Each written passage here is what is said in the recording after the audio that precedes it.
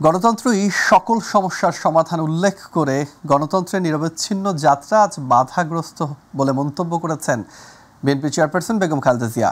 গণতন্ত্র পুনঃপ্রতিষ্ঠা করতে সুশৃঙ্খলভাবে এগিয়ে যেতে নেতাকর্মী এবং দেশবাসীকেও আহ্বান জানিয়েছেন তিনি। রাজধানীতে জিয়াউর রহমানের শাহাদাত বার্ষিকীর আলোচনা সভায় ভিডিও বার্তায় তিনি এসব কথা বলেন। ভোট দিয়ে গণতান্ত্রিক সরকার প্রতিষ্ঠার জনগণের আকাঙ্ক্ষা থাকলেও অন্তর্বর্তী সরকার তা বুঝতে পারছে না মন্তব্য করে ইন্টেনশন না থাকলেও অন্তর্বর্তী সরকারকে ডিসেম্বরের মধ্যে নির্বাচন দেওয়ার আবারও আহ্বান জানিয়েছেন তারেক রহমান। মাহবুব সৈকতের রিপোর্ট। আধুনিক ও স্বনির্ভর বাংলাদেশের রূপকার শহীদ রাষ্ট্রপতি জিয়াউর রহমানের ৪৪তম শাহাদাত বার্ষিকী উপলক্ষে রাজধানীর ইঞ্জিনিয়ার্স ইনস্টিটিউশন মিলনায়তনে বিএনপির আলোচনা সভায় ভিডিও বার্তা দেন দলের চেয়ারপারসন খালেদা জিয়া।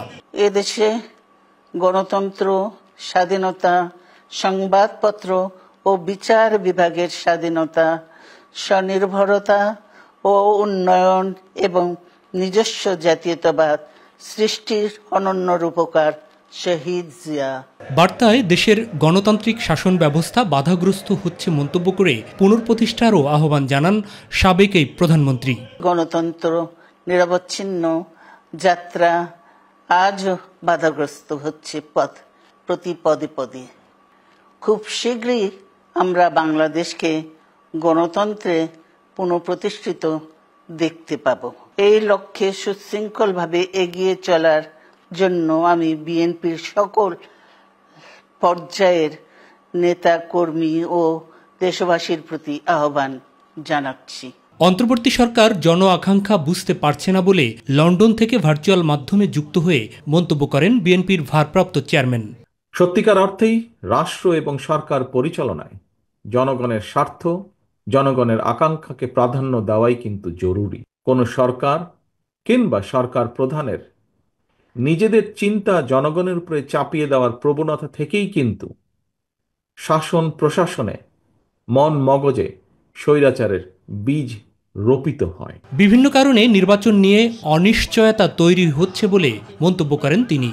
জনগণ সরাসরি নিজেদের পছন্দের প্রার্থীকে ভোট দিয়ে একটি জবাবদিহিমূলক সরকার প্রতিষ্ঠিত করতে প্রস্তুত, কিন্তু অন্তর্বর্তীকালীন সরকার মনে হয় জনগণের আকাঙ্ক্ষা উপলব্ধি করতে ব্যর্থ হচ্ছে। ভিন্ন কোনো উদ্দেশ্য না থাকলে ডিসেম্বরের মধ্যে আবারও নির্বাচন দেওয়ার তাগিদ দেন তারেক রহমান। সংস্কারের ব্যাপারে কিন্তু কোনো রাজনৈতিক দলের তেমন কোনো আপত্তি নেই, তবে সংস্কার নিয়ে সরকারের অযথা সময় ক্ষেপণে আপত্তি অবশ্যই রয়েছে। প্রস্তাবিত সংস্কার শেষ করে যদি তাদের ইন্টেনশন সঠিক থাকে, গণতন্ত্রের পক্ষে থাকে, আমরা দাবি করেছি ডিসেম্বরের ভিতরে নির্বাচন দিতে। ডিসেম্বরের আগেও নির্বাচন করা সম্ভব। দলের মহাসচিব মির্জা ফখরুল ইসলাম আলমগীরের সভাপতিত্বে আলোচনা সভায় স্থায়ী কমিটির সদস্যরা ছাড়াও বিশিষ্ট ব্যক্তিগণ বক্তব্য রাখেন।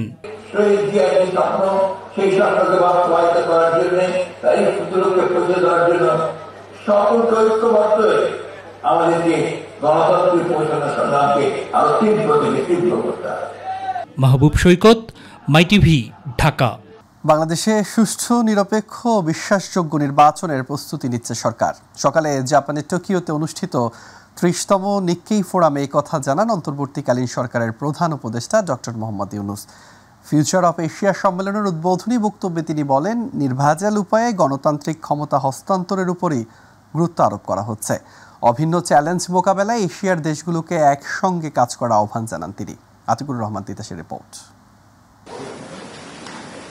বৃহস্পতিবার সকালে জাপানের টোকিওতে নিক্কেই ফোরাম এশিয়ার ৩০তম ভবিষ্যতের উদ্বোধনী অধিবেশনে বক্তব্য রাখেন বাংলাদেশের অন্তর্বর্তীকালীন সরকারের প্রধান উপদেষ্টা ডক্টর মোহাম্মদ ইউনূস। এ সময় এশিয়ার দেশগুলোকে অভিন্ন চ্যালেঞ্জ মোকাবিলা এবং সমৃদ্ধির জন্য নতুন সুযোগ উন্মোচনে একসঙ্গে কাজ করার আহ্বান জানান তিনি।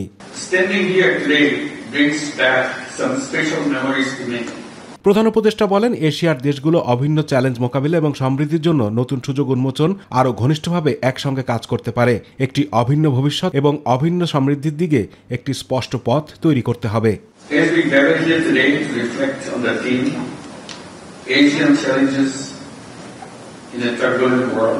শক্তিশালী অর্থনৈতিক ও প্রযুক্তিগত সহযোগিতা গড়ে তোলার পরামর্শ দিয়ে তিনি বলেন, এশিয়ার উন্নয়নে অর্থায়নের জন্য একটি শক্তিশালী এবং টেকসই উপায় প্রয়োজন।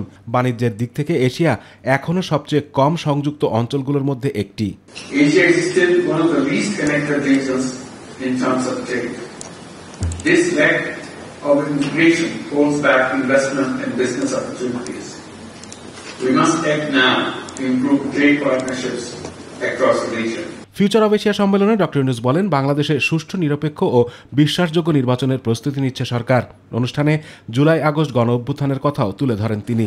We are working hard to fulfill the dreams and aspirations of our people, to ensure justice, equality, freedom, and dignity of people, and prepare for a free, fair, and credible election. এ সময় রোহিঙ্গা সংকটে বাংলাদেশের মানবিক ভূমিকা এবং জাতিসংঘ শান্তিরক্ষায় সক্রিয় অংশগ্রহণের কথাও তুলে ধরেন ডক্টর মোহাম্মদ ইউনূস।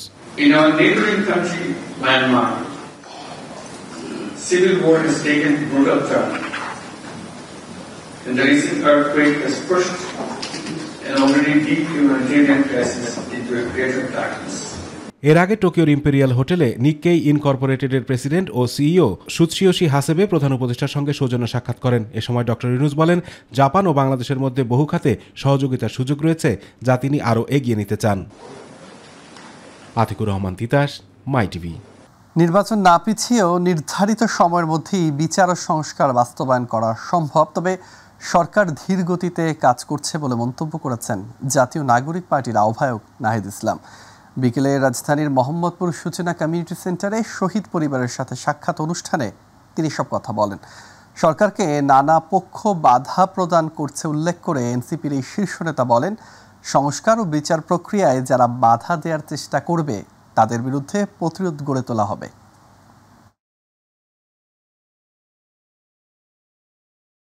যদি নির্বাচন বলেন, ভোট চাওয়ার জন্য তো মানুষের কাছে যেতে হবে, শহীদ পরিবারের কাছে যেতে হবে, তখন তো তারা প্রশ্নের সম্মুখীন হবে যে কতটুকু বিচার হয়েছে আর কতটুকু সংস্কার হয়েছে। ফলে সেই কার্য অসম্পূর্ণ রেখে আমরা আসলে নির্বাচনের দিকে যেতে পারবো না। আমরা বলছি না নির্বাচন আপনি পিছান, বরং নির্বাচন নির্ধারিত সময় করেন, কিন্তু তার আগে অবশ্যই এই কাজগুলো করেন এবং সেই কাজগুলো আসলে করা সম্ভব, এবং সেই পরিকল্পনা রোডম্যাপ জাতির সামনে উপস্থাপন করুন। বাংলাদেশ থেকে আগামী 5 বছরে 1 লাখ প্রশিক্ষিত জনবল নেবে জাপান। এ বিষয়ে দেশটির সঙ্গে একটি সমঝোতা স্মারক সই হয়েছে বলে জানিয়েছেন প্রধান উপদেষ্টার প্রেস সচিব শফিকুল আলম। এদিকে নিক্কেই ফোরামে ফিউচার অফ এশিয়া সম্মেলনের ফাঁকে এক বৈঠকে মালয়েশিয়ার সাবেক প্রধানমন্ত্রী মাহাথির মোহাম্মদের জন্মবার্ষিকী উপলক্ষে অভিনন্দন জানিয়েছেন প্রধান উপদেষ্টা অধ্যাপক মোহাম্মদ ইউনূস। এসএমআরএফের রিপোর্ট। নিক্কেই সম্মেলনের ফাঁকে টোকিওতে Bangladesh seminar on human resources শীর্ষক সেমিনারে যোগ দেন প্রধান উপদেষ্টা ডক্টর মুহাম্মদ ইউনূস। সেমিনারে প্রধান উপদেষ্টার উপস্থিতিতে দুটি সমঝোতা স্মারক স্বাক্ষরিত হয়। প্রেস সচিব শফিকুল আলম জানান, এই চুক্তির আওতায় আগামী 5 বছরে বাংলাদেশ থেকে 1 লাখ প্রশিক্ষিত জনবল নেবে জাপান। যারা বাংলাদেশি যারা আছেন তারা বলছেন যে এই সংখ্যাটা আরো বাড়বে যদি আমরা ঠিক মতো আমাদের ল্যাঙ্গুয়েজ ট্রেনিং দিতে পারি আমাদের জনগোষ্ঠীকে, এবং তাদেরকে মিনিমাম স্কিলটা আমরা ট্রেনিং করতে পারি, তাহলে আমরা আশা করছি যে এটার সংখ্যা বাড়বে এবং এটা একটা ফ্লাড গেটের মতো ওপেন হবে। এর জন্য ভাষা শিক্ষা ও দক্ষতা বাড়াতে সম্ভাব্য সব ধরনের পদক্ষেপ নেওয়ার কথাও জানান প্রেস সচিব। এত দ্রুত তো আর আমরা ল্যাঙ্গুয়েজ সেন্টার আমরা সেট আপ করে এটা করতে পারবো না, বাট প্রফেসর ইউনূস বলেছেন যে এটা নিয়ে সমন্বিত উদ্যোগ নেওয়া হবে, সরকারি এবং বেসরকারি সবাইকে উদ্বুদ্ধ করা হবে যে যাতে জাপানিজ ল্যাঙ্গুয়েজ সেন্টার বাংলাদেশে আরো প্রচুর হয়, ভালো ভালো জাপানিজ ল্যাঙ্গুয়েজ ট্রেনার আমরা তৈরি করতে পারি, যাতে এই সংখ্যাটা আমরা 1 লক্ষ না আগামী 5 বছরে এটা যাতে আমাদের 10 লক্ষ যদি হয়। এদিকে নিক্কেই সম্মেলনের ফাঁকে মালয়েশিয়ার সাবেক প্রধানমন্ত্রী মাহাথির মোহাম্মদের সাথে বৈঠক করেছেন ডক্টর মোহাম্মদ ইউনূস। এ সময় বাংলাদেশের প্রধান উপদেষ্টা মাহাথির মোহাম্মদের জন্মশতবার্ষিকী উপলক্ষে আগাম অভিনন্দন জানিয়েছেন বলেও জানান প্রেস সচিব। আসিয়ানের মেম্বারশিপের জন্য আমরা যে চেষ্টা করছি, প্রফেসর ইউনূস তাকে আন্তরিকভাবে অনুরোধ করেছেন যে উনি যাতে এই বিষয়টা দেখেন। এসএম আরিফ, মাই টিভি। বিএনপি নেতা ইশরাক হোসেনকে ঢাকা দক্ষিণ সিটি কর্পোরেশনের মেয়র ঘোষণার সিদ্ধান্ত নিতে হবে নির্বাচন কমিশনকে। এমন আদেশ দিয়ে শপথ পড়ানোর রিট খারিজের লিভ টু আপিল নিষ্পত্তি করেছেন আপিল বিভাগ। এ ব্যাপারে নতুন করে গ্যাজেট দিতে হবে না জানান ইসির আইনজীবী। আর শপথ না পড়ালে আদালত অবমাননা হবে বলে দাবি ইশরাকের আইনজীবীর।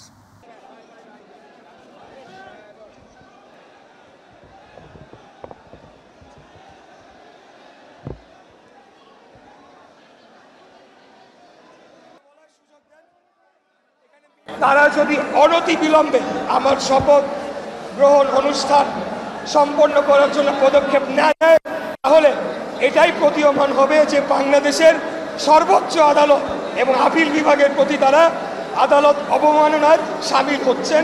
অতএব আমি বর্তমান অন্তর্বর্তীকালীন সরকারের সকল পর্যায়ে যারা এটার সাথে সংযুক্ত তাদেরকে দ্রুততম সময়ের মধ্যে শপথের আয়োজন করে ঢাকা দক্ষিণ সিটি কর্পোরেশনের মেয়রের দায়িত্ব বুঝিয়ে না দিলে চলমান আন্দোলন আরও বেগবান করার হুঁশিয়ারি দিয়েছেন বিএনপি নেতা ইঞ্জিনিয়ার ইশরাক হোসেন। বলেন, মেয়রের দায়িত্ব বুঝিয়ে দিতে ব্যর্থ হয়েছে অন্তর্বর্তী সরকার। দুপুরে নগর ভবনে চলমান বিক্ষোভ ও অবস্থান কর্মসূচিতে উপস্থিত হয়ে তিনি এসব কথা বলেন। ইলিয়াস মাতবরের রিপোর্ট। ঢাকা দক্ষিণ সিটি কর্পোরেশনের মেয়র হিসেবে বিএনপি নেতা ইশরাক হোসেনকে দায়িত্ব বুঝিয়ে দেওয়ার দাবিতে নগর ভবনে বৃহস্পতিবারও অবস্থান কর্মসূচি পালন করেন তার সমর্থকরা। ইঞ্জিনিয়ার ইশরাককে শপথ বাক্য পাঠ করাবেন, তার কোর্ট থেকে যে রায় হয়েছে রায়ের অনুপাতে তার নিজস্ব জায়গায় অধিষ্ঠিত করবেন। আমরা চাই অতি দ্রুত হাইকোর্টের রায় এবং সুপ্রিম কোর্টের রায় বাস্তবায়ন করে ইশরাককে তার এই নগর ভবনের দায়িত্ব বুঝিয়ে দেওয়া হোক। ইঞ্জিনিয়ার ইশরাক হোসেনকে শপথ পাঠ করিয়ে আমাদের দক্ষিণ সিটি কর্পোরেশনের আসনে বসানোর ব্যবস্থা করবেন। আন্দোলনে অংশ নেন ইশরাক হোসেনও। বলেন, দ্রুততম সময়ের মধ্যে মেয়রের দায়িত্ব বুঝিয়ে না দিলে চলমান আন্দোলন আরও বেগবান হবে। বর্তমান অন্তর্বর্তীকালীন সরকার যে তার নিরপেক্ষতা হারিয়েছে সেটিকে পুঁজি করে, সেটিকে মাথায় নিয়ে, সেটিকে জনগণের কাছে নিয়ে আমরা আমাদের আন্দোলনকে আরো চূড়ান্ত করার লক্ষ্যে বেগবান করব। অন্তর্বর্তীকালীন সরকারকে শেষ সুযোগ দেওয়া হচ্ছে। আপনারা আপনাদের নিজেদেরকে সংশোধন করুন এবং আদালতের রায়কে মেনে নেন, জনগণের রায়কে মেনে নিয়ে আপনারা কার্যকরী পদক্ষেপ গ্রহণ করুন। দাবি আদায় না হওয়া পর্যন্ত আন্দোলন চালিয়ে যাওয়ার ঘোষণা দেন বিক্ষোভকারীরা। ইলিয়াস মাতবর, মাই টিভি, ঢাকা। বঙ্গোপসাগরে সৃষ্টি হওয়া গভীর নিম্নচাপটি বাংলাদেশের উপকূল অতিক্রম করেছে। এর প্রভাবে উপকূলীয় এলাকা সহ দেশের বিভিন্ন স্থানে বৃষ্টি ও ঝোড়ো হাওয়া বইছে।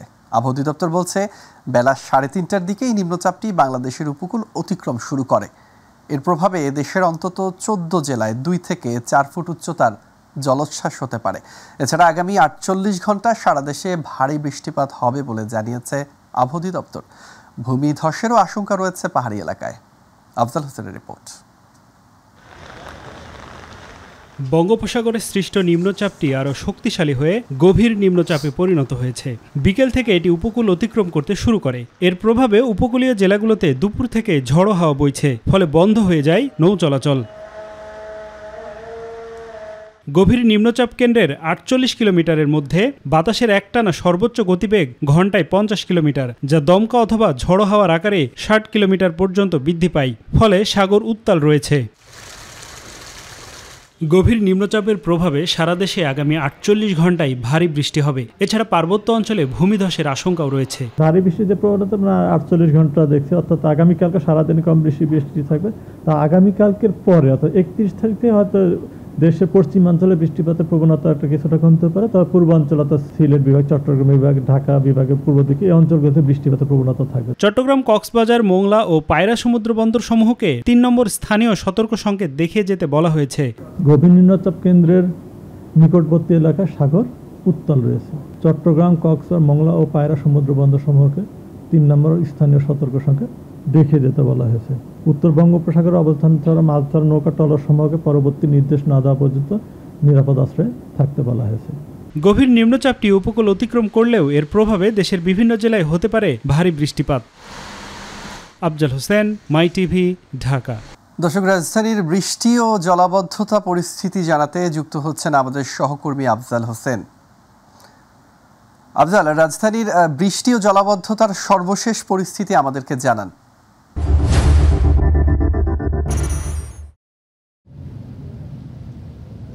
জি, যেমনটি বলছিলেন, সারা দেশে আপনি জানেন সমুদ্রে যে নিম্নচাপের সৃষ্টি হয়েছে এর প্রভাবে ব্যাপক বৃষ্টিপাত হচ্ছে এবং ঢাকাসহ সারা দেশে বৃষ্টিপাত হচ্ছে। আবহাওয়া অফিস আমাদেরকে যেটা জানিয়েছেন, আগামী 48 ঘন্টায় বৃষ্টিপাত অব্যাহত থাকতে পারে এবং এরপরে ধীরে ধীরে এই বৃষ্টিপাতটা কমে আসবে। আপনি যদি রাজধানীর রাস্তাগুলোর দিকে একটু তাকান, দেখবেন যে এখানেও রাস্তায় গাড়ি চলাচলের সংখ্যাটা একেবারেই কমে এসেছে।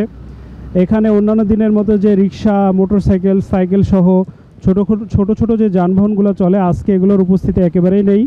সেই তুলনায় আজকে মূলত কার, সিএনজি বা প্রাইভেট কার যেগুলো আছে, এই ধরনের যানবাহনের সংখ্যাটা আজকে একটু বেড়েছে। এবং আপনি জেনে থাকবেন আজকে প্রায় স্কুল এবং কলেজের ঈদের ছুটি শুরু হয়েছে। এর ফলে অনেক পরিবার, নারী সদস্য সহ যারা ছোট ছোট বাচ্চা আছে, তারা ঢাকা ছাড়তে শুরু করেছে আজকে থেকেই। আজকে এই বৃষ্টির প্রভাবে সবচেয়ে বেশি ভোগান্তির শিকার হয়েছে মূলত এই যারা বাড়িতে বা ঈদের ছুটিতে যারা বাড়ি যাচ্ছেন, মূলত তারা সবচেয়ে বেশি ভোগান্তির শিকার হচ্ছেন। এছাড়া আপনাকে জানিয়ে রাখি, রাজধানীর বেশ কিছু এলাকা অতিবৃষ্টির কারণে রাস্তাঘাট তলিয়ে গেছে। এর ফলে অনেক জায়গাতেই পথচারীদের চলাচলে সমস্যা হচ্ছে। আমার কাছে তথ্য আছে, এর মধ্যে রামপুরার কিছু এলাকা, পুরান ঢাকার কিছু এলাকা, এছাড়া নিউ মার্কেটের আশেপাশে, এছাড়া আরও বেশ কিছু এলাকায়, শান্তিনগর সহ বেশ কিছু এলাকায় রাস্তাঘাটের কিছু অংশ তলিয়ে যাওয়ার কারণে পথচারীদের চলাচলে স্বাভাবিকভাবেই সমস্যা হচ্ছে। এবং এই বৃষ্টিপাত অব্যাহত থাকার ফলে সবচেয়ে বেশি যেটা সমস্যায় পড়েছেন সেটা হচ্ছে খেটে খাওয়া মানুষ, শ্রমিক শ্রেণী যারা রয়েছেন, হকার যারা রয়েছেন, বিশেষ করে ফুটপাতে যারা বসবাস করেন, এই ধরনের মানুষগুলো সবচেয়ে বেশি ভোগান্তির শিকার হচ্ছেন। স্বাভাবিকভাবে এরা নিজেদের কষ্টের কথা বলছেন। এই ছিল মোটামুটি আমার কাছে হাতিরঝিল সহ অন্যান্য এলাকার সবশেষ পরিস্থিতি। আফজাল, আপনাকে ধন্যবাদ। দর্শক, রাজধানীর বৃষ্টি ও জলাবদ্ধতার খবর জানাচ্ছিলেন আমাদের সহকর্মী আফজাল। চলে যাচ্ছি পরের সংবাদে। সাগরে সৃষ্ট নিম্নচাপের প্রভাবে দেশের বিভিন্ন স্থানে বৃষ্টি হচ্ছে, বইছে ঝোড়ো হাওয়া। ভারী বৃষ্টি ও জোয়ারের পানিতে উপকূলের কয়েকটি জেলার নিম্নাঞ্চল তলিয়েছে। কোথাও কোথাও বন্ধ রয়েছে লঞ্চ ও ছোট নৌযান। আবহাওয়া অধিদপ্তর বলছে আগামী 48 ঘন্টায় ভারী থেকে অতি ভারী বৃষ্টিপাত হবে, বিশেষত চট্টগ্রাম অঞ্চলে। ভারী বৃষ্টিপাতের কারণে পার্বত্য এলাকাগুলোতে ভূমিধসের সতর্কতাও জারি করা হয়েছে। শামস আব্দুল উচ্ছ্বাসের রিপোর্ট। বঙ্গোপসাগরে সৃষ্ট নিম্নচাপটি আরও সংগঠিত ও শক্তিশালী হয়ে গভীর নিম্নচাপে পরিণত হয়েছে, যার প্রভাবে উত্তাল সাগর। দেশের বিভিন্ন স্থানে নেমেছে প্রবল বেগে বৃষ্টি, বইছে ঝড়ো হাওয়া।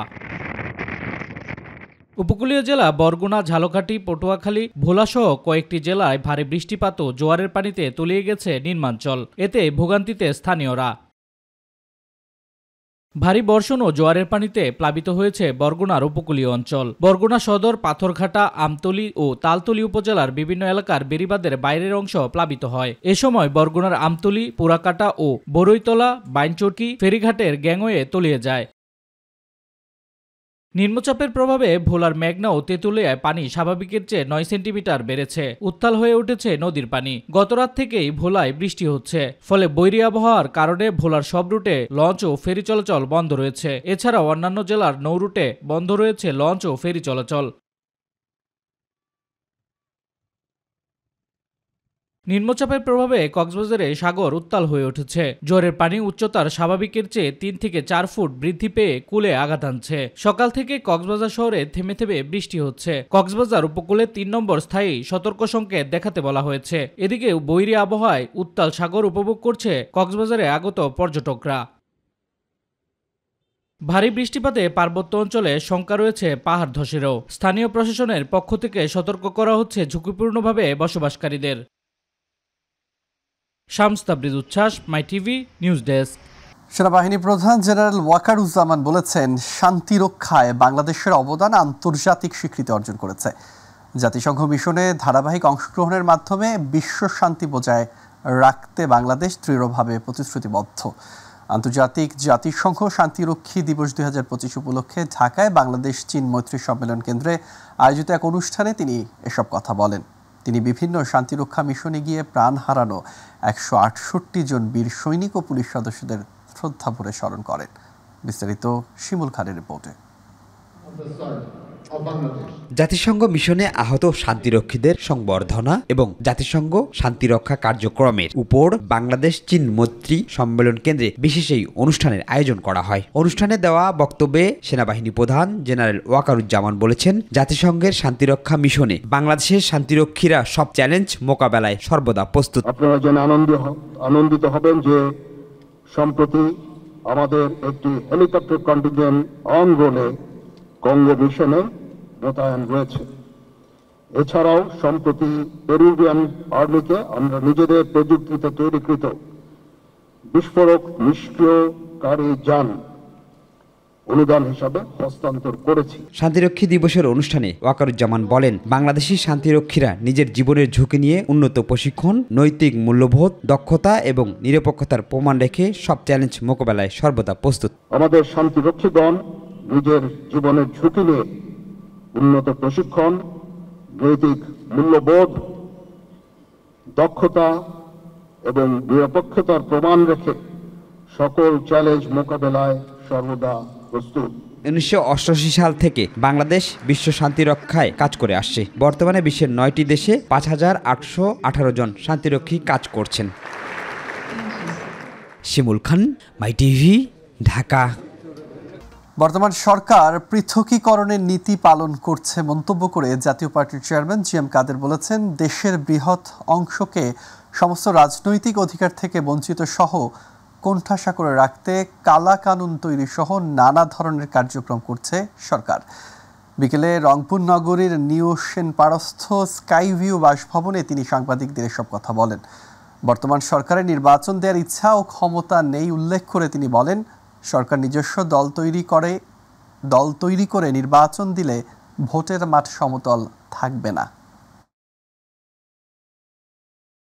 পৃথকীকরণের যে নীতি, সেই নীতি বর্তমান সরকার পালন করছেন এবং রাজনৈতিকভাবে কোণঠাসা করার জন্য যে দেশের একটা বৃহৎ অংশকে তারা সমস্ত রাজনৈতিক অধিকার থেকে বঞ্চিত করছেন এবং রাজনৈতিক অধিকার থেকে বঞ্চনা করার জন্যই তারা অনেক ধরনের কালাকানুন করছেন, তারা অনেক ধরনের কার্যক্রম গ্রহণ করছেন যাতে করে তারা কোণঠাসা হয়ে থাকে। যেমন সাউথ আফ্রিকার নিগ্রোরা যেভাবে ব্ল্যাকরা যেভাবে সেইভাবে নিগৃহীত করে তাদেরকে কোণঠাসা করে রাখা হচ্ছে। আমরা তীব্র প্রতিবাদ করছি। ঈদযাত্রায় প্রস্তুত ঢাকা আরিচা মহাসড়ক।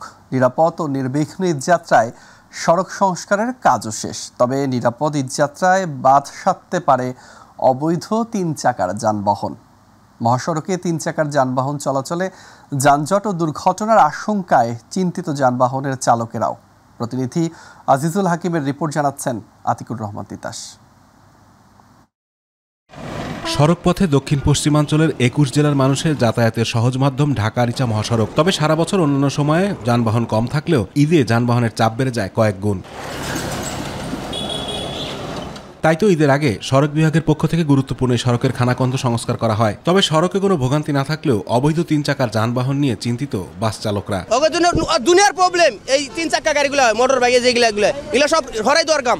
মেন রোড হলে ঝামেলা আমাদের। ছোট গাড়িগুলো কম থাকলে, রাস্তাঘাট না থাকলে যানজট খুব কম হবো, সমস্যা হবে না, অ্যাক্সিডেন্ট হবে না। আদালতে নিষেধাজ্ঞা অমান্য করে প্রশাসনের সামনেই অবাধে চলছে 3 চাকার অটোরিকশা, সিএনজি ও ব্যাটারি চালিত রিকশা ভ্যান। ঈদের আগে মহাসড়কে এসব অবৈধ যানবাহন চলাচল বন্ধ করতে না পারলে দুর্ঘটনা ও যানজটের আশঙ্কা করছেন যাত্রী ও চালকরা। সিএনজি, অটো, মোটর সাইকেল তো সিঙ্গেল বুঝে না, যেমনি মোটর সাইকেল 3 চাকার লেগে অনেক সমস্যা ভাই।